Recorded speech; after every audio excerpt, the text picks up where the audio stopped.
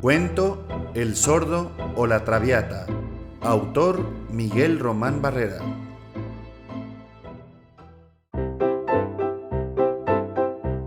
Siempre había sido cuidadoso de su reputación y siempre había sido también muy hábil para los negocios. Por ello, cuando su esposa murió, su fama pública se acrecentó por la serenidad con que sobrellevó la viudez.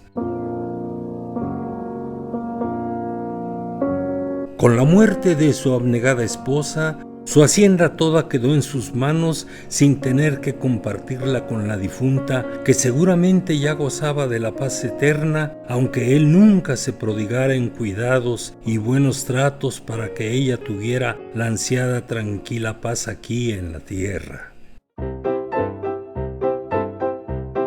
En el barrio en que vivía no era uno más de sus habitantes, no señor, él era don Tomás, ni más ni menos. Es más, a pesar de los años que cargaba en su incipiente jiba, su cicatería inveterada y los también entrados años que había vivido, él era don Tomás. Así, con todas sus letras. Don Tomás para allá, don Tomás para acá. Con él no valían esos versitos en los que otros Tomáses menos afortunados exclamaban en forma triste y lastimera: cuando yo tenía dinero me llamaban don Tomás.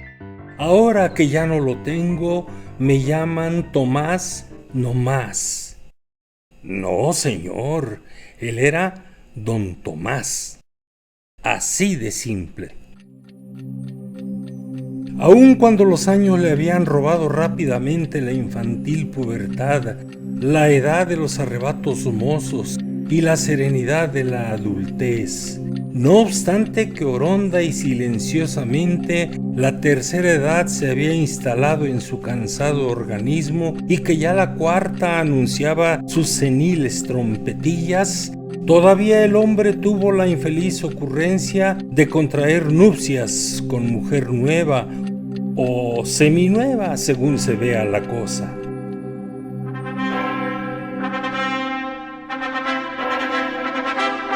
Casó con una mujer medianamente culta, de cuerpo exuberante y carnoso, muy joven, pero también muy interesada, pues a leguas se notaba que ella no iba tras el hombre, sino tras su fortuna. Poco le importó a don Tomás el dicho aquel que se sabía de memoria y que usara hacía muchos años: viejo con mujer joven casado, difunto o venado. Aficionada al canto era ella, y de voz aguda y chillona que alcanzaba notas muy altas y que presumía por donde quiera diciéndole a todo el mundo que su voz era una bendición de Dios.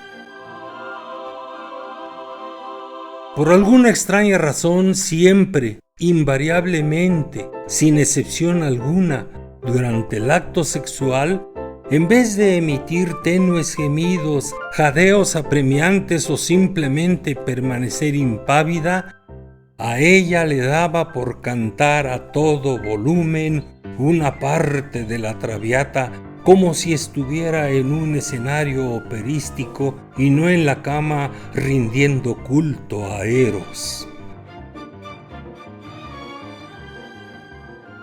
Eso destanteó a don Tomás la primera vez. Después, en sus muy esporádicos encuentros camasútricos, él no tan solo ya no se destanteó, sino que siguió con los vaivenes de su cuerpo el ritmo que ella imprimía a la lujuria del momento. Así que mientras don Tomás se embestía con más agitados y vigorosos arrebatos, ella a su vez elevaba más y más los tonos desaforados de soprano que salían de su garganta.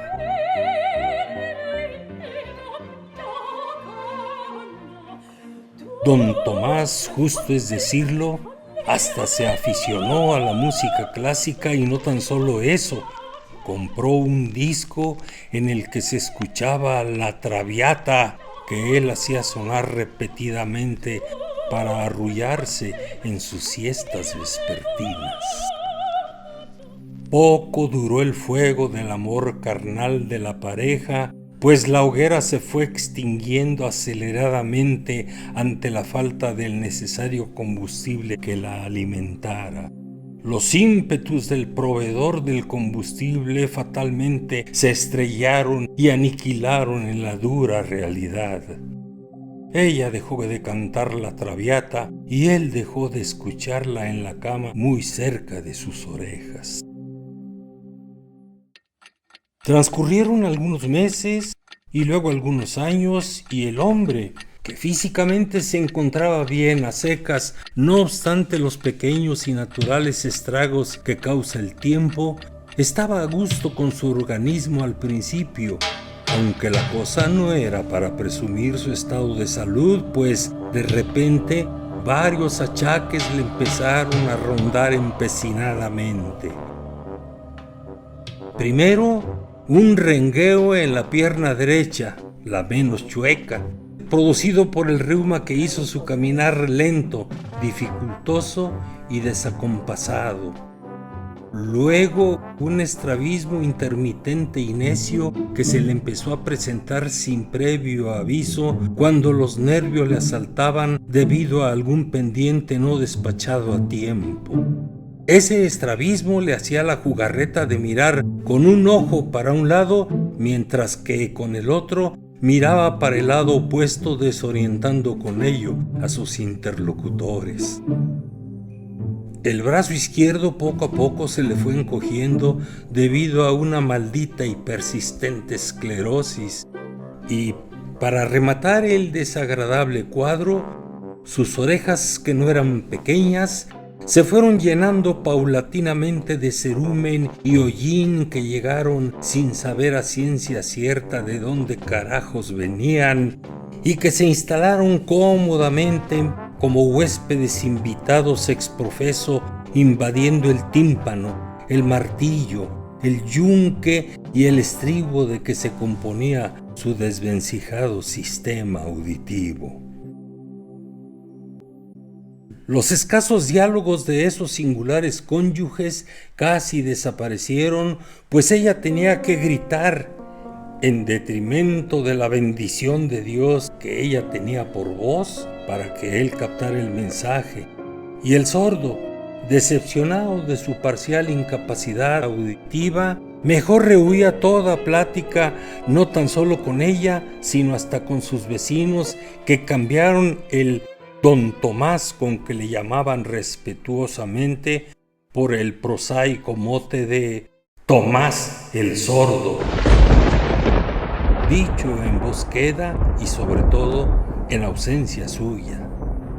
De esta manera, él poco a poco se fue haciendo antisocial y ella se tornó más necesitada de cariño. Un cariño que no encontraba en ese hombre solitario, vetusto, taciturno y ajeno a su entorno. Don Tomás poco a poco se fue percatando de que su pequeña jiba ya se había convertido en una joroba, una grande, redonda y brillante joroba, y de que ya casi no oía.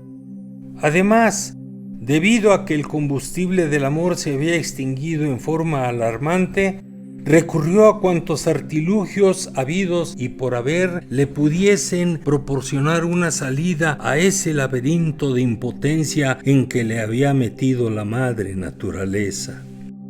Primero, compró indiscriminadamente ungüentos que se aplicaba en forma profusa en sus partes nobles.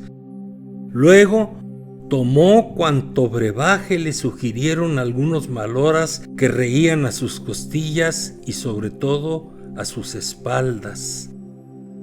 A final de cuentas empezó a tomar una pastillita azul que contribuyó a levantarle, así fuese muy efímeramente, su decaído estado de ánimo. Sin embargo, todo resultó inútil.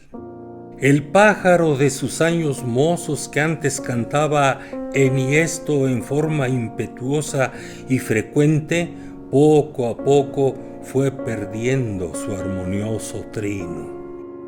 Debido a la muy escasa enjundia de él en los menesteres que la libido exige y a sus constantes flatulencias de las que ella se quejara, optaron por dormir en camas y en recámaras separadas. Eso lo aprovechó ella para introducir subrepticiamente a su recámara no bien roncaba a pierna suelta don Tomás a uno por uno de los muchos mancebos amatorios que sosegaban sus ímpetus eróticos y que la hacían cantar la traviata cada vez con más vehemencia y con más renovados bríos.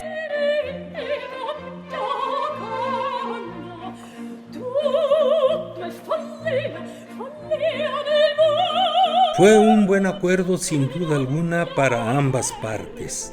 Él se liberó de ese cuerpo obeso que estaba a su lado y que roncaba como un orangután, si es que los orangutanes roncan, y ella se liberó de ese enjuto costal de huesos viejos que tenía por esposo. Yo creo que el que más y mejor salió ganando al dormir en cuartos separados fue don Tomás el sordo, pues muchas, incontables noches le acompañaban las notas de la traviata entonada febril y estridentemente por su obesa cónyuge, en ocasiones hasta 2 o 3 veces por noche. Claro que debido a su sordera, don Tomás recibía en sus enormes orejas el tímpano, el martillo, el yunque y el estribo, no la traviata en decibeles potentes, sino en un susurro feble, acariciante y arrullador que los unía en un placentero y reparador letargo. Porque lo que sea de cada quien, la esposa de don Tomás el sordo cantaba bonito.